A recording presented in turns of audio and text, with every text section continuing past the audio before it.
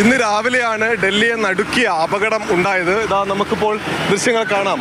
Delhi police ഒരു വാഹനം കെട്ടിവലിച്ച് കൊണ്ടുപോവുകയാണ്. ഇതാണ് ഇന്ന് രാവിലെ അപകടമുണ്ടാക്കിയ കാറ്. രാവിലെ ഈ വഴി കടന്നു വരികയായിരുന്ന 2 പേർ ഈ സ്ഥലത്ത് കൂടി നടന്നു പോവുകയായിരുന്നു. നടന്നു പോകുന്നതിനിടെ ഈ അമിത വേഗത്തിൽ വന്ന ഈ കാറ് 2 പേരെയും ഇടിച്ചു തെറിപ്പിച്ചു.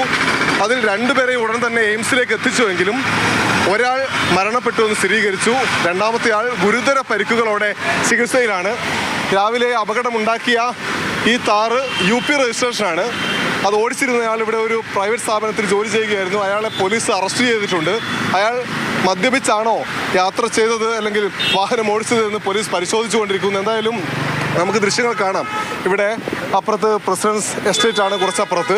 വളരെ പ്രധാനപ്പെട്ട ഡൽഹിയിലെ വളരെ പ്രധാനപ്പെട്ട വഴിയാണിത്. ഈ വഴിയിൽ ഇതുവഴി നമ്മളിപ്പോൾ നടന്നു പോകുന്ന സ്ഥലത്ത് കൂടി രാവിലെ ഇതുവഴി നടന്നു വരുന്നതിന് ഇടയിലാണ് 2 പേരെയും ഈ വാഹനം ഇടിച്ച് തെറിപ്പിച്ചത്. ഇവിടെ ഇപ്പോഴും രക്തം തളം കെട്ടി നിൽക്കുന്നതൊക്കെ നമുക്ക് കാണാൻ പറ്റുന്നുണ്ട്. അങ്ങോട്ടേക്ക് എന്തായാലും ക്യാമറ കൊണ്ടുപോകുന്നില്ല. എന്തായാലും രാവിലെ ഡൽഹിയെ വലിയ ദുഃഖത്തിലാഴ്ത്തിയ അപകടം നടന്ന സ്ഥലമാണിത്. അല്പം മുമ്പ് ഇവിടെ നിന്ന് മറ്റ് നടപടിക്രമങ്ങളെല്ലാം പൂർത്തിയാക്കി വാഹനം കൊണ്ടുപോവുകയും ചെയ്തു.